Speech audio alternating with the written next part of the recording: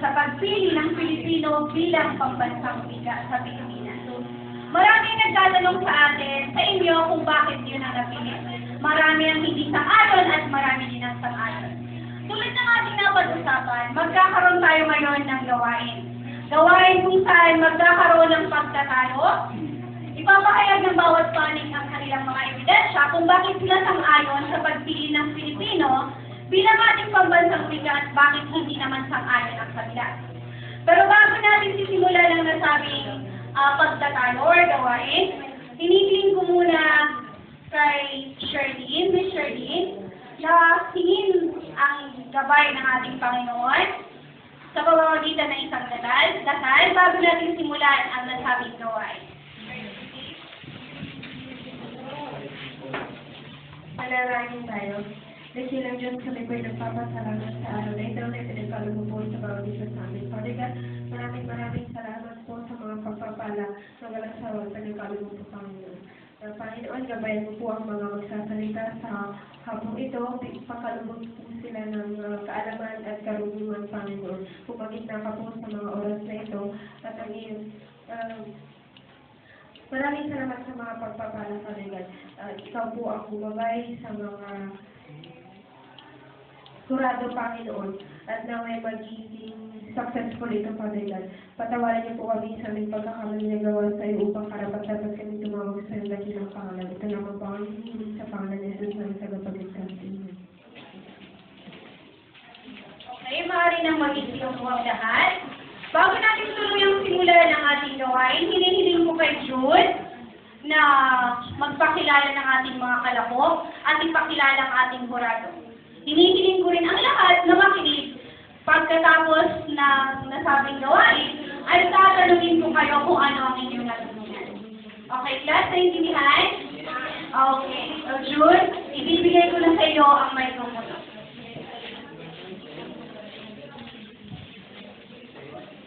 Magandang hapon sa ating lahat, lalong-lalo na sa mga orado ngayong hapon, Ma'am Mary Rodel, Ma'am Green, Ma'am Marilyn Tansan, magandang hapon.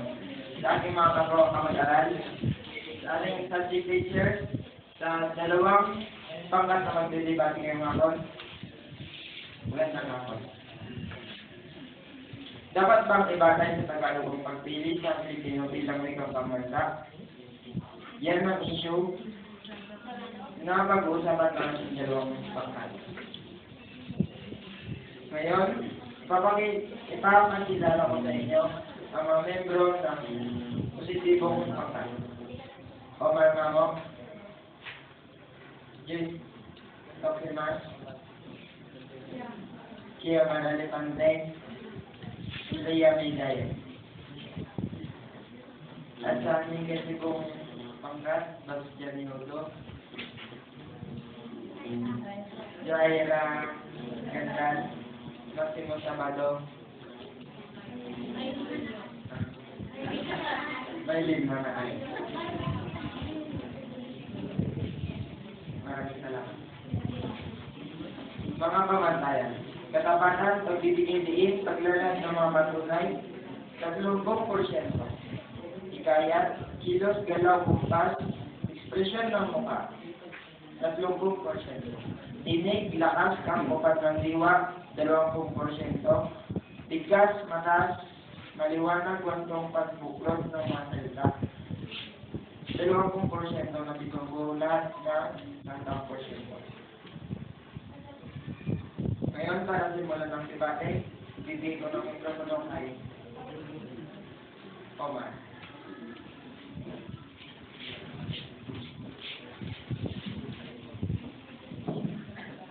Magandang hapon sa lahat. Narito naman kami upang pagdebatihan na kung saan dapat ba natin batayan ang wikang Tagalog, ang ating pambansang wika. Ako po ay nasa puhunang positibo. Dapat natin batayan ang Tagalog na bilang isang pambansang wika. Ang Tagalog ay pinaglaban ng ating mga bayani. Maraming bayani ang nagtulong na ipaglaban ang ating wika. Like Andres Bonifacio, Jose Rizal, at marami pang bayan. Wikang Tagalog. Ito yung wika na kung saan dito tayo nagkakaunawaan. Dahil sa bayan ng Columbio, may 3 tribo. Tablaan, Muslim, and Christian. Na kung saan, ginagamit natin ang isang wika. Ito ay wikang Tagalog. Yun lamang po at maraming salamat.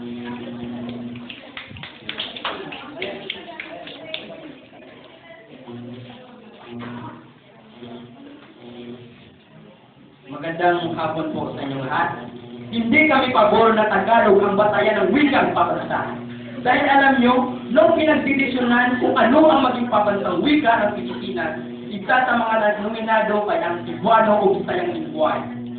Kasi mas marami ang probinsyang gumagamit ng lingwaheng ito. Nariyan ang Cebu, Davao, Samar, Negros Oriental, Cagayan de Oro, Bukidnon, Zamboanga, General Santos City, Sarangani, at iba pang mga probinsya. Ngunit noong panahong pinagbubutuhan ito, doon sa Maynila isinagawa, at marami ang mga miyembrong Bisaya o Cebuano na hindi nakadalo, kaya nanalo ang Tagalog o Pilipino bilang pabansang wika ng Pilipinas. Ibig sabihin, kung Bisaya o Cebuano ang pabansang wika, mas madali itong matutunan ng mga iba't ibang tribo. Kaya di ako pabor na Tagalog ang batayan ng wikang pabansa. Kaya kung ngayon isasagwa ang pagkaroon ng batayan ng wikang pabansa, ay Cebuano o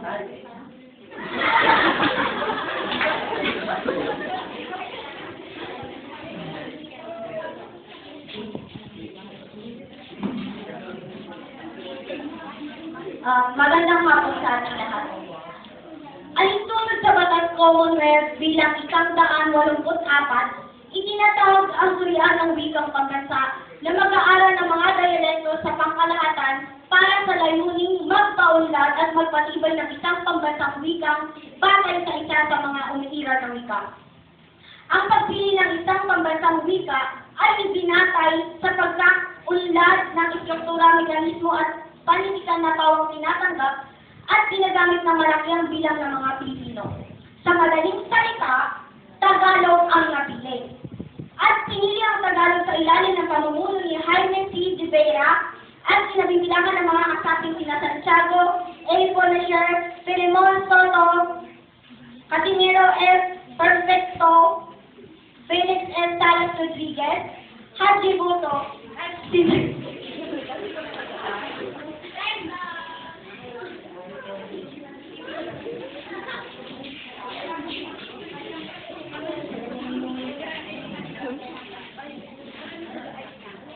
Magandang hapon po sa ating lahat. Dapat ba ibatay sa Tagalog ang pagpili sa Pilipino bilang wikang pambansa? Malaking hindi. Bakit? Ang wikang Tagalog na nilalanin sa payak na pangalang Tagalog ay isa sa mga pangunahing wika ng Republika ng Pilipinas. At sa katunayan, ngunit hindi sa batas na batayan na siyang pambansang wikang Pilipino mula noong 1961 hanggang 1907. Hindi ito nahahati sa mga mas maliliit at humihiwalay sa wikang tulad ng Bisaya. Noong 1959, nakilala ng wikang ito bilang Pilipino upang mahiwalay at mahiwalay ang kaugnayan nito sa mga Tagalog. Nagtaka naman ang mga saligang batas noong 1973 ng panibagong pambansang wikang. Thank you.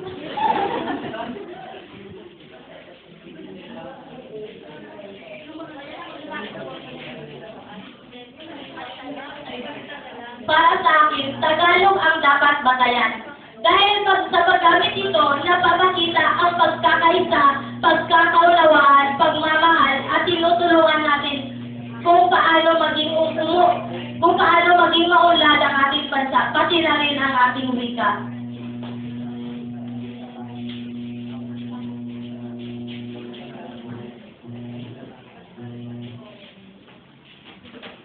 magandang hapon sa lahat. Para sa akin, hindi dapat batayan ng Tagalog bilang wikang pambansa. Dahil hindi totoo noong 1935 na niladaan ang batas at tumira ng Pilipino bilang wikang pambansa. Sa bisa ng saligang batas noong 1935 ang Kongreso inatasang magpaunlad at magpatibay ng pangkalahatang pambansang wika na batay sa isa sa mga umiiral na katutubong wika. Ibig sabihin, wala pa noong ahensya ng pamaraan na makakasiwa o magpapalaganap ng mga patakaran hingga sa pambansang wika at wala pa rin napipili noong 1935 kung aling katutubong wika ang magiging batayan ng wika ng pambansang wika.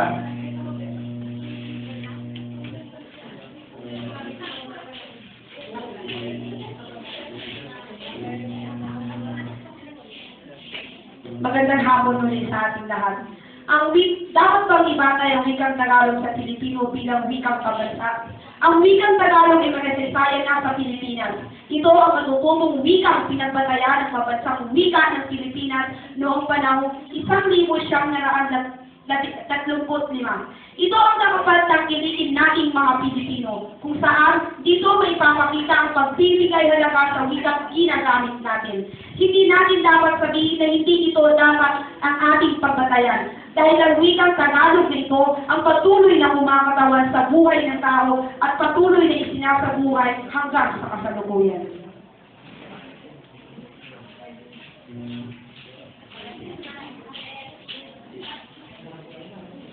Good afternoon. Dapat bang patayan ang Tagalog bilang pambansang wika? Siyempre hindi. Alam niyo kung bakit? Kasi nakakalimutan na natin yung kultura natin. So ano yung gusto niyo? Tagalog? Tagalog na lang? Paano yung mga kultura natin? Hindi ba may kasabihan tayo na yung nakakakilala ang kultura dahil sa wika at yung mayaman ng wika dahil sa kultura? So ano? Ipapaliwala na lang natin yun? At ano? Pipiliin natin ang Tagalog? Ngayon, Pilipino na ang pambansang wika natin at hindi na Tagalog.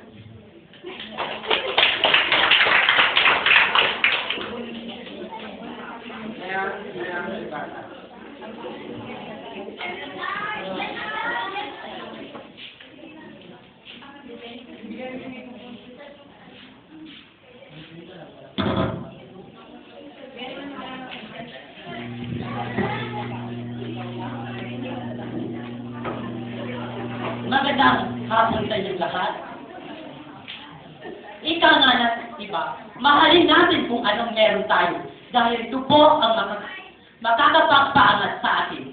Mahalin ang Tagalog dahil ito po ang makakapag-angat sa atin.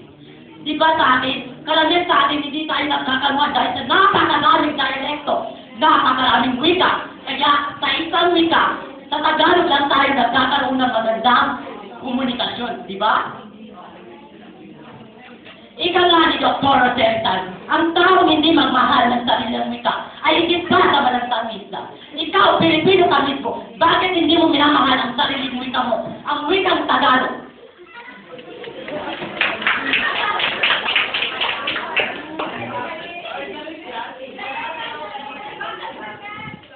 Diba sabi mo mahalin ang pambansang wika?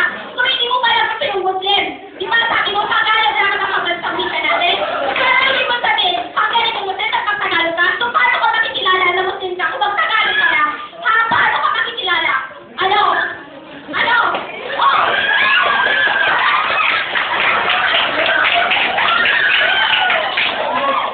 Diba sabi mo, kung gagamit ako ng Muslim, so, imumuslim kita. Maintindihan mo. Translation sa Tagalog, ha? Hindi ka mabawa. So ano pala gusto mo? Bawala yung Muslim pag Tagalog ka? So paano ka makikilala na Muslim ka kung magta-Tagalog ka? Ano? Ano gusto mo? Yung nakailang mo mawawala? Ha? Tagalog ka lang tayo dito? Hindi wala. Ikaw hindi wala na Muslim ka pala? Kapag nagta-Tagalog ka, so Muslim ka pala? Ha? Paano mo malalaman? Ano? Paano mo malalaman? Ay, Tagalog ka!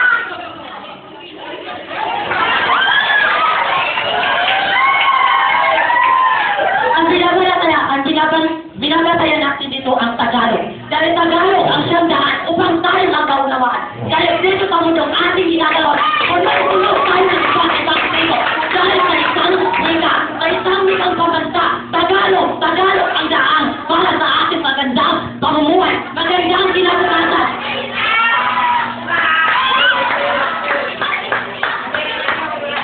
Sabi mo kanina, ayaw mo ng Tagalog, pero bakit nag-Muslim ka doon?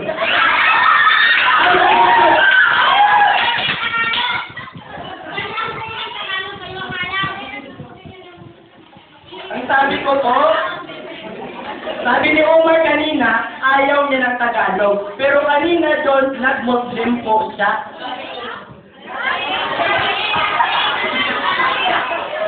At ang Tagalog ay walang originalidad. Kasi ang Tagalog ay nagkuha sila ng mga ng salita sa ibang nasyon tulad ng Espanya. At ang mga tribo naman ay may originalidad.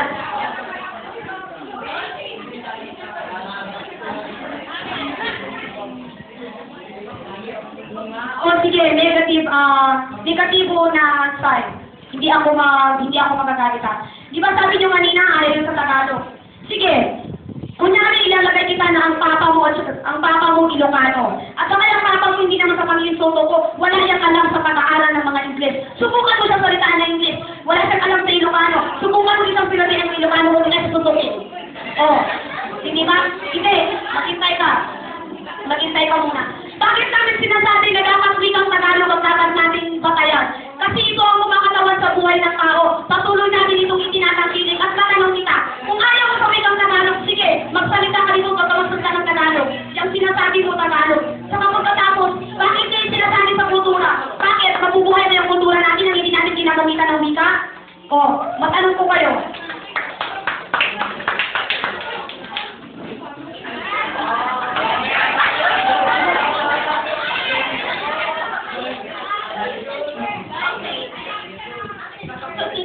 Di ba, ano yung sabi ko kanina? So, yung Tagalog, na dapat hindi siya marunong mag-Tagalog. Okay. So, sana. Oo, kaya namin hindi mag-Tagalog. Sabi ko yung kultura. So, paano na lang pala yun? So, kapag Tagalog, mawawala na rin tayo ng kultura. Di ba? Tagalog, siya lang yung nagsasabi na para magkaunawaan tayo. Pero hindi ibig sabihin yung tanggalin natin yung kultura. Tapos yung Tagalog na lang yung ititira. Eh ano na lang sasabihin natin? Ilonggo ako pero Tagalog yung salita ko. Ano? Ha? Sabihin mo nga!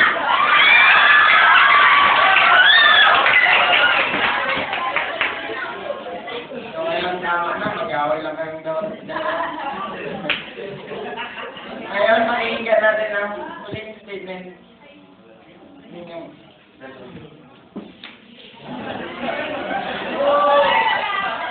Para sa ating kalaman. Dahil sa mundo, puno ng napakaraming tribo. Kung yun ang gagamitin natin, hindi tayo magkakaunawan. Gagamit tayo ng isang wika. Ito ay ating batayan, ang wikang Tagalog. Dahil ang wikang Tagalog, ang siyang tulay, ang siyang daan, para sa magandang pagkatamahan ng bawat isa. Magkaibaman tayo ng tribo, magkaibaman tayo ng ating paniniwala, magkaibaman tayo ng ating pinapairal na sarili. Ang Tagalog ang ating batayan, dahil Tagalog ang ating pambansang wika.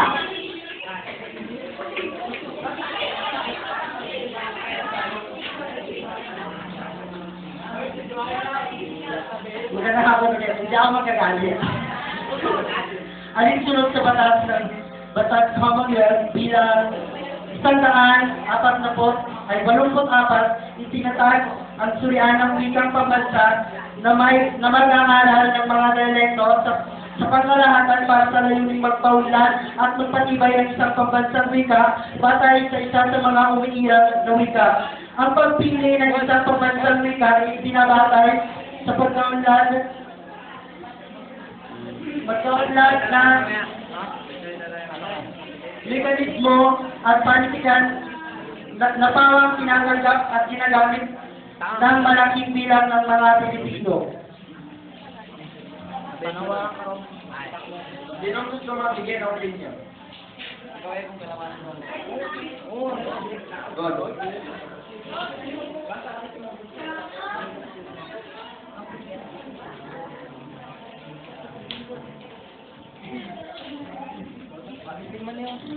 Sa muli po magandang hapon. Pabor ako sa positibo kasi nararapat na maging batayan na wikang pambansa ang Tagalog dahil maraming malalaking opisyal ang sumasang-ayon dito upang magkaunawa ng mga tao. For example, halimbawa pag pumunta ka ng suko, gano'n. Tapos yung yung mga tao doon, puro timablaan. Paano pag nag-Ilonggo ka? Maintindihan ka ba nila? Dapat Tagalog yung ating batayan. Ano pa?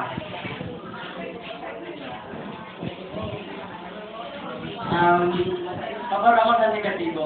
Kasi sabi ni Juan kanina, pupunta tayo ng Sokol, tapos mag-iilunggo tayo dyan. Hindi naman tayo pupunta sa Sokol kung wala naman tayo kakausapin doon.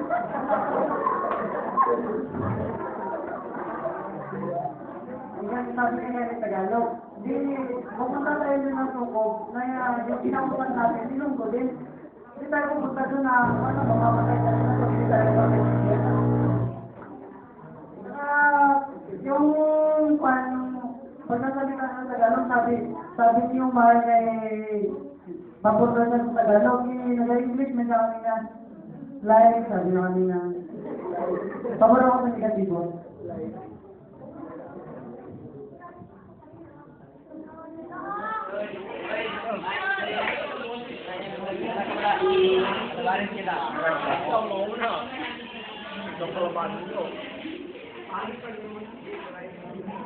Para sa akin, sang-ayon ako sa Tagalog ang gamitin bilang wikang pambansa.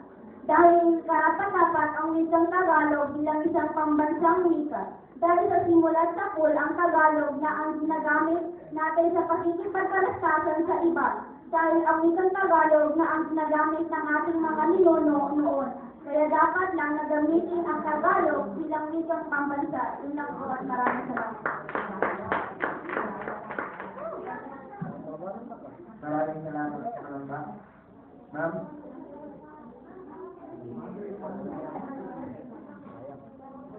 Okay, maraming salamat sa magkabilang panig. Medyo naging mainit ang ating pagtatalo. Akala ko magkakasabunutan sila. Narinig natin ang panig ng bawat isa, ang mga pahayag at ebidensya ng bawat panig. Tatanungin ko naman kayo sa ating mga tagapakinig.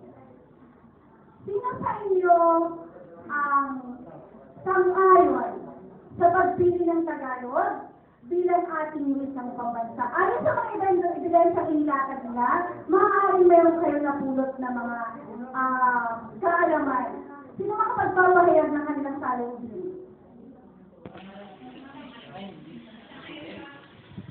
Okay, may nagtataas ng kamay dito.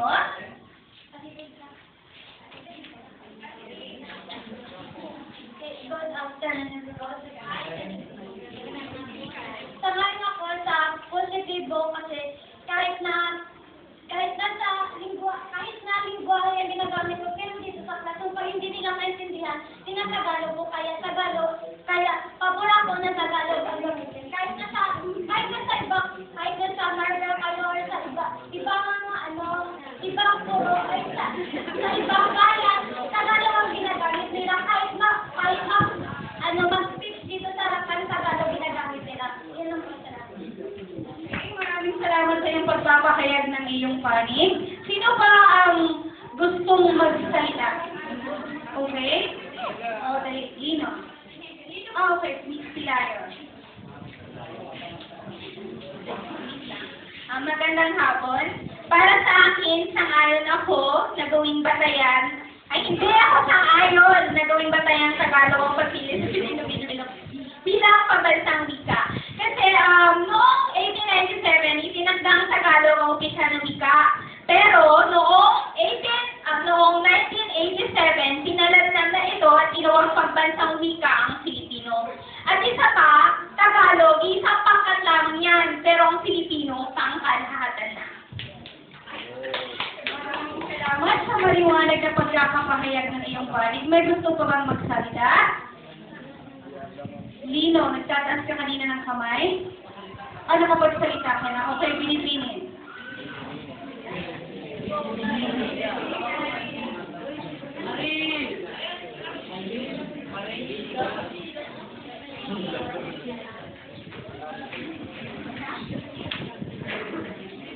Sa Hawaii namin subject silang Pilipino, kaya kasipit ako. Tayo pa kaya ng Pilipino? Pilipino is Tagalog. Ay, Tagalog.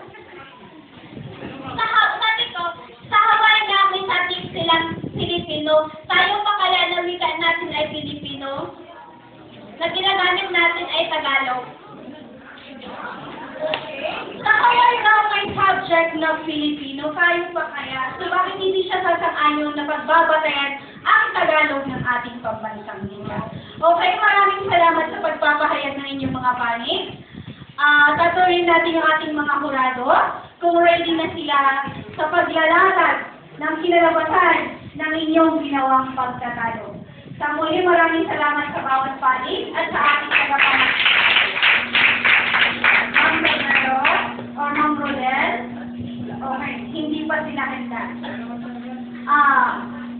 Bilang katapusang gawain, nais kong maglatag kayo ng inyong mga pananaw tungkol sa naganap na pagtatalo. Na hindi bababa sa 500 salita, itutulat ito sa isang buong papel. Kukunin ko yan bago tayo mag-uwian.